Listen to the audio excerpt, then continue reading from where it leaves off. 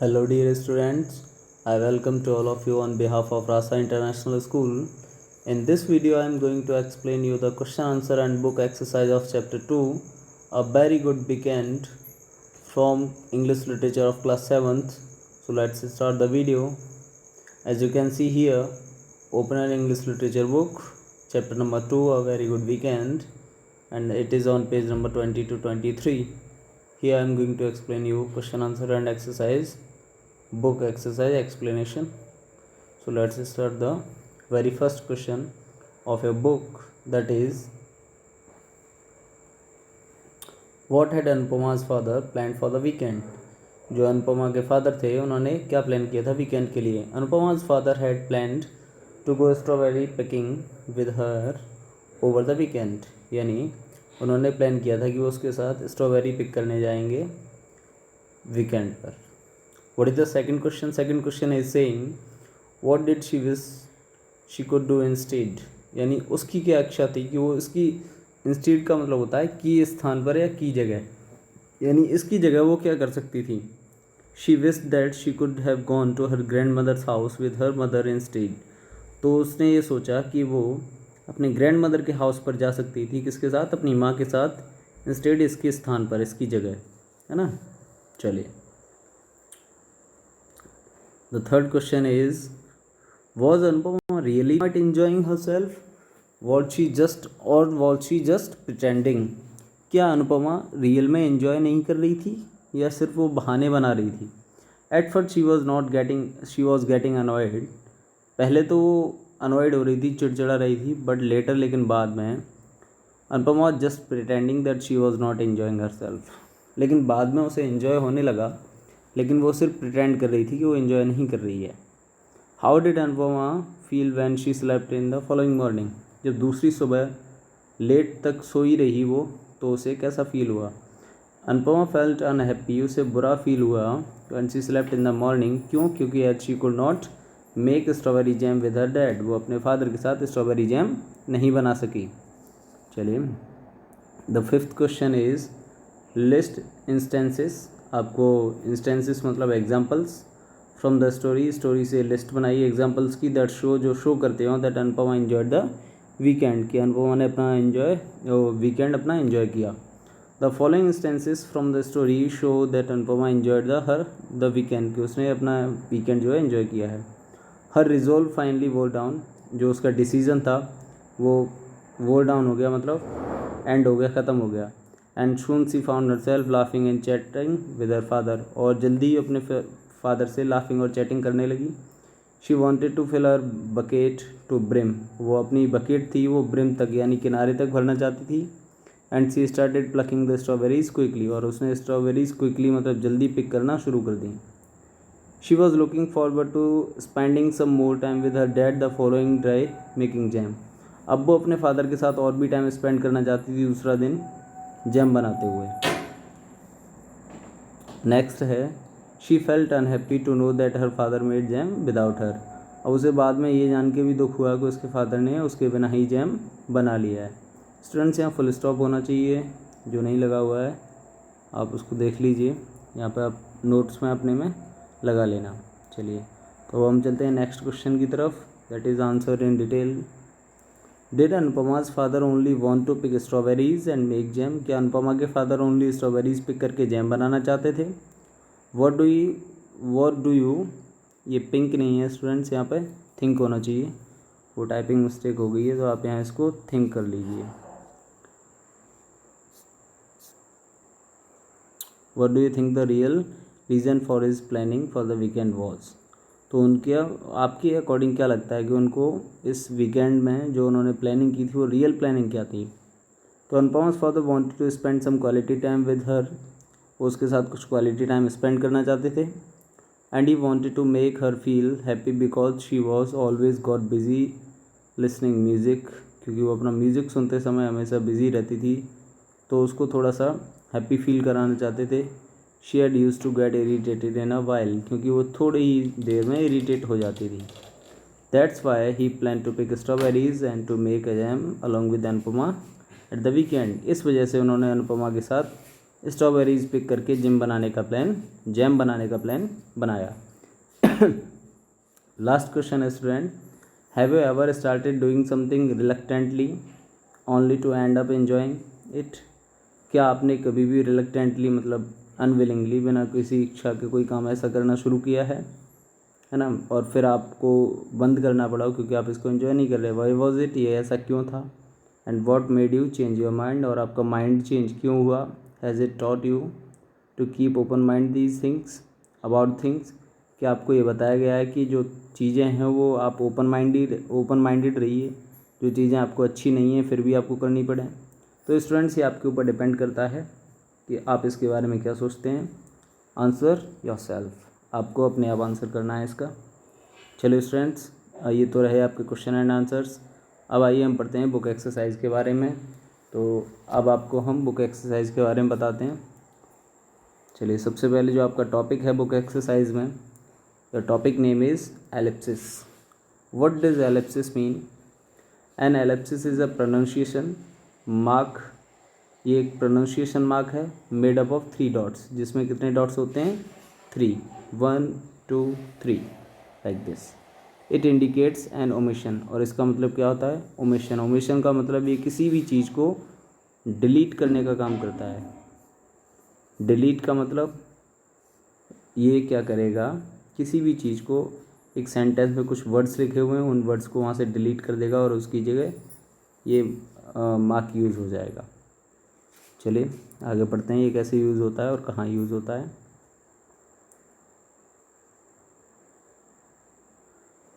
N ellipsis is use to in quotation और dialogue to omit words को omit करने के लिए, फ्रेजेस को ओमिट करने के लिए, sentence that are not necessary for understanding, जिनको मतलब पढ़ने की ज़रूरत नहीं है, आप अंडरस्टैंडिंग करके भी समझ सकते हैं, तो उनको हटा दीजिए।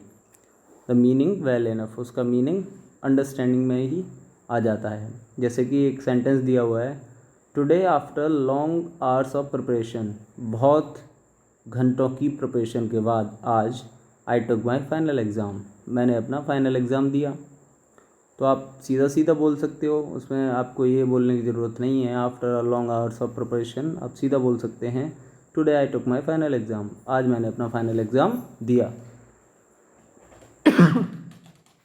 चलिए students, an ellipsis is use to indicate hesitation, change of mood, suspense, pause और ट्रेलिंग थॉट, है ना, पॉज और अ ट्रेलिंग थॉट।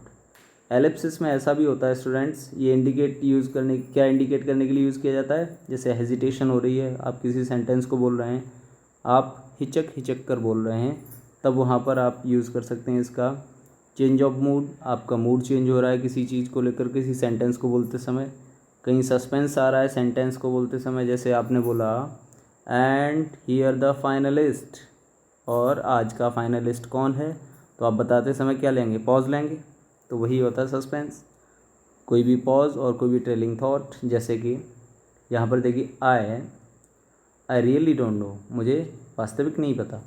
अब यहाँ पर इन्होंने क्या लिया? पॉज लिया, है ना, तो यहाँ यूज़ हो गया एलिप्सिस, है ना। बट वॉट इफ़, लेकिन क्या यदि, और यहाँ पर इन्होंने पॉज ले लिया, मीन्स आगे यहाँ पर क्या हुआ? हेजिटेशन हुआ, है ना। ओके स्टूडेंट्स, तो चलिए हम इस एलिप्सिस का यूज़ करते हैं।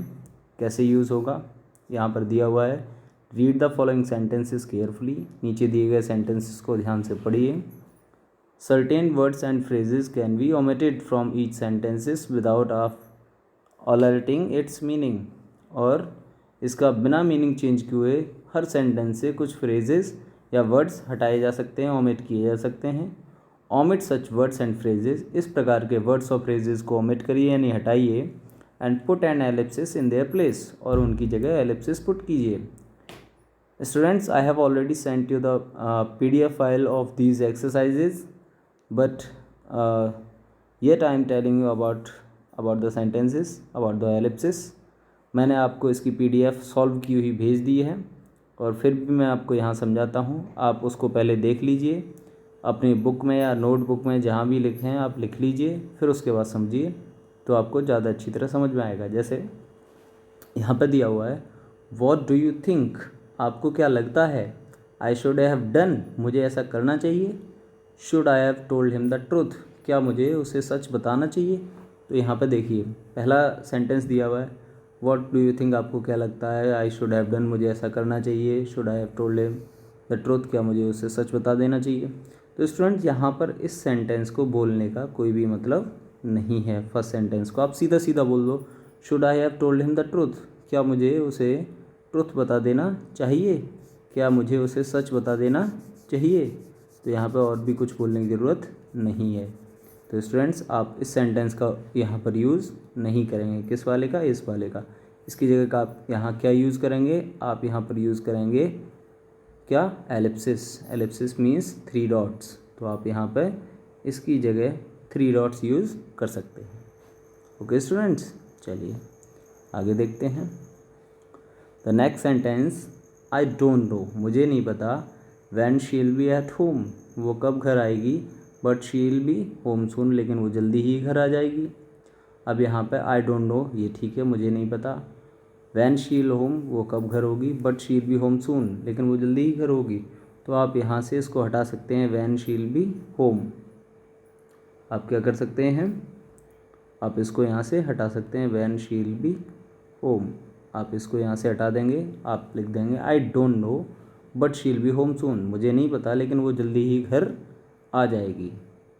मुझे नहीं पता लेकिन वो जल्दी ही घर आ जाएगी। तो आप यहाँ इसकी जगह, इस सेंटेंस की जगह क्या यूज़ कर सकते हैं, आप यहाँ पर एलिप्सिस यूज़ कर सकते हैं। यहाँ पर 3 डॉट्स का यूज़ कर सकते हैं यहाँ पर। Okay students, don't worry about the money, I have got some money. तो आप पैसे के बारे में चिंता मत करिए क्योंकि मेरे पास थोड़ा पैसा है। तो आप क्या करेंगे, यहाँ से अबाउट द मनी हटा दीजिए। अबाउट द मनी को क्या करेंगे, आप यहाँ से हटा दीजिए। आप सीधा लिख दीजिए, don't worry I have got some money, चिंता मत करो मेरे पास थोड़ा पैसा है। और यहाँ पर एलिप्सिस का यूज़ कर दीजिए। The next one is, I am not sure whether he has gone but I think he might have gone. तो आपको वेदर ही हैज़ गॉन हटा देना है क्योंकि आप इसके बिना ही इस सेंटेंस को समझ सकते हैं। आप यहाँ पर सीधा एलिप्सिस लगा दीजिए, I am not sure but I think he might have gone.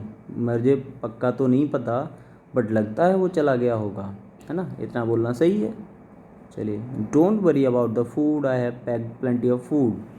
अब यहाँ पर बार बार चीज़ों को यूज़ करना नहीं है। अबाउट द फूड, आप अबाउट फूड हटा सकते हैं। आप यहाँ लिख सकते हैं, don't worry I have packed plenty of food, मैंने काफ़ी सारा खाना पैक कर दिया, आप चिंता मत करो, है ना। तो वैसे ही पता है किसकी चिंता मत करो, खाने की चिंता मत करो। तो आपको वो चीज़ लिखने की ज़रूरत नहीं है। Okay students, so I hope you got it well. आपको अच्छी तरह समझ में आया होगा। और नहीं समझ में आता, वीडियो दोबारा देखिए, you can watch it again and you will be understood. चलिए, now the next topic is, that is the part of vocabulary. Vocabulary का पार्ट है। इसमें कुछ सेंटेंस आपको दिए गए हैं जो आपको रिकॉग्नाइज करने हैं as the basis of, on the basis of formal and informal language. We use formal language when the setting is formal, official, or when person to whom we are talking that is unknown to us। हम formal language में कब बात करते हैं, जब हम office में होते हैं, है ना, और किसी ऐसे पर्सन से बात कर रहे हो जो हमारे हमसे अननोन है, जिसे हम जानते नहीं हैं, तो हम अच्छी तरह बात करते हैं, who are you, what do you want, है ना। और वी यूज़ इनफॉर्मल लैंग्वेज, और हम इनफॉर्मल लैंग्वेज में बात कैसे करते हैं, जब जो पर्सन जिनसे हम जानते हैं, जिससे हम परिचित हैं। Environment is relax and personal, और जिन लोगों के साथ हमारा एनवायरनमेंट रिलैक्स और पर्सनल होता है। Okay students, so you can see here, आप यहाँ देख सकते हो, when we are going to complete this journey, sorry commence the journey, हम इस जर्नी पर कब जाने वाले हैं, ये तो फॉर्मल लैंग्वेज हो गई। when are we going to the trip, और हम ट्रिप पर कब जा रहे हैं, ये इनफॉर्मल लैंग्वेज हो गई, है ना। this is difficult comprehend, this is difficult to comprehend, यानी comprehend मतलब समझना, ये समझने के लिए मुश्किल है। और आप फॉर्मल इनफॉर्मल लैंग्वेज में आप बोल सकते हो that's hard to understand। Okay students, चलिए नेक्स्ट वन। आपको बोला जा रहा है the calculations were not considered by them to be accurate, जो उनके द्वारा कैलकुलेशंस की गई हैं वो नहीं लगता एक्यूरेट होंगी, तो ये फॉर्मल लैंग्वेज होगी। इनफॉर्मल में आप इसको कैसे बोल सकते हैं, they didn't believe the calculations were accurate, है ना, और उन्हें ऐसा विश्वास नहीं है कि कैलकुलेशंस क्या हैं, एक्यूरेट हैं। स्टूडेंट्स, इसी की बेसिस पे आपको read the pairs of sentences below, आपको नीचे दिए गए सेंटेंसेस के पेयर्स को पढ़ना है। Right F for the formal sentence and I for the informal sentence in each pair. सब में आपको आई और एफ लिखना है। आई लिखना है इनफॉर्मल सेंटेंस के लिए और एफ लिखना है फॉर्मल सेंटेंस के लिए। I am in correspondence with her. Correspondence का मतलब होता है बातचीत में, है ना, मैं उससे बातचीत कर रहा हूँ, तो ये तो होगी formal language. I am in touch with her, मैं उसके टच में हूँ, ये हो गई informal language. I shall do it टोमारो, मैं इसको कल करूँगा, ये तो हो गई formal language. I will do it टोमारो, और ये हो गई इनफॉर्मल लैंग्वेज। डिफरेंस क्या हुआ, आपने पूरा का पूरा वर्ब लगाया और यहाँ पर आपने शॉर्ट वर्ब लगाया।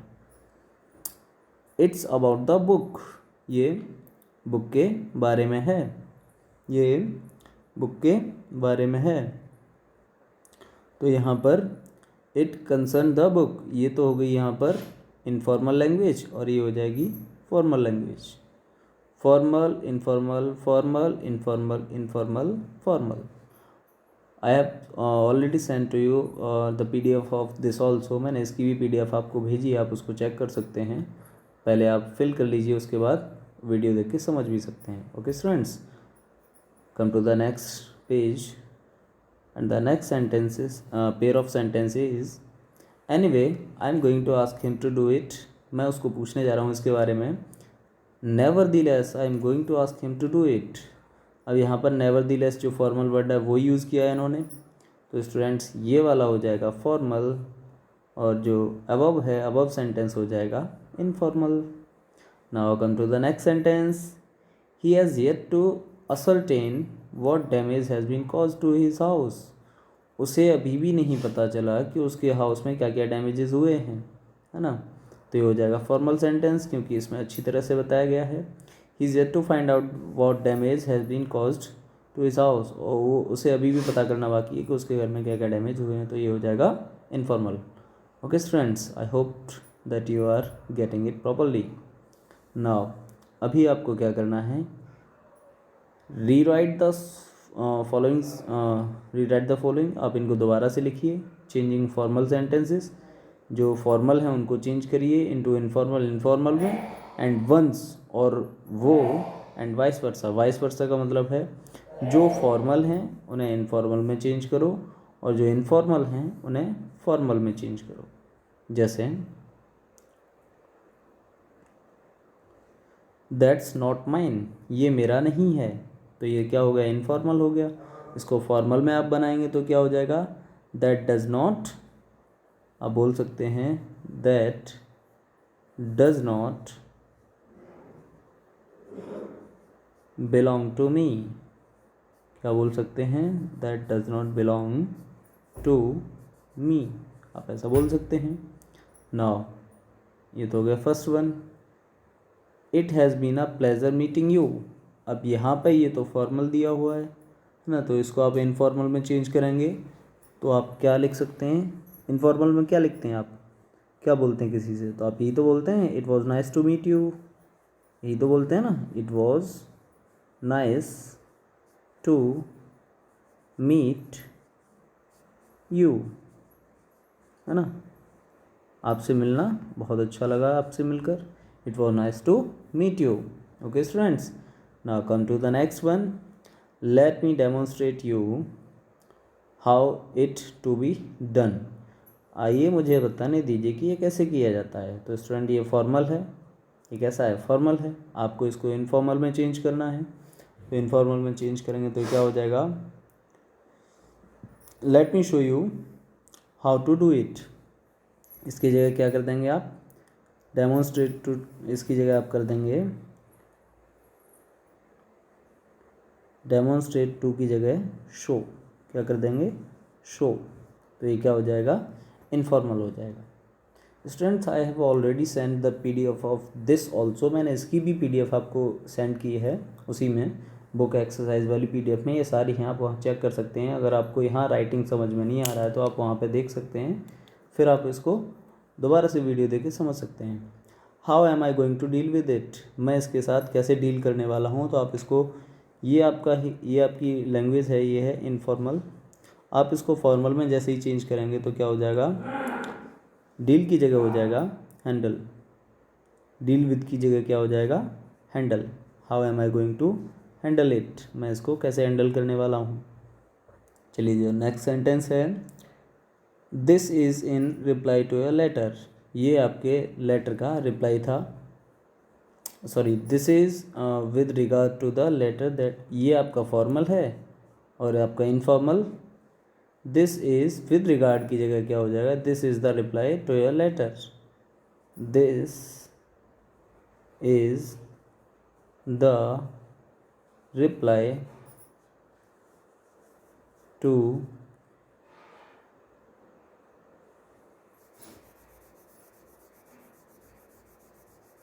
this is the reply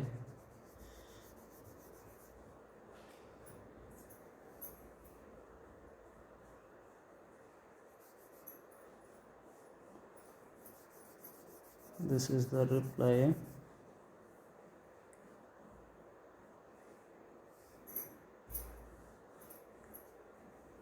to your letter. Okay students, now the last one is it sounds okay to me, ये मेरे लिए साउंड कैसा है, ठीक है। ये इनफॉर्मल लैंग्वेज है स्टूडेंट, ऐसा हम डेली बोलते हैं, डेली बेसिस पर। बट अगर हम फॉर्मल लैंग्वेज में बात करेंगे इसके लिए, तो हम क्या यूज़ करने वाले हैं, हम यूज़ कर सकते हैं दिस साउंड्स, ओके की जगह हम यूज़ कर सकते हैं अप्रोप्रिएट। क्या यूज़ कर सकते हैं, appropriate, APPRO, appropriate, PRIATE, appropriate use कर सकते हैं। Okay students, I hope you got it really well and keep studying at your home. Thanks for watching the video. Obey your parents and always love your parents.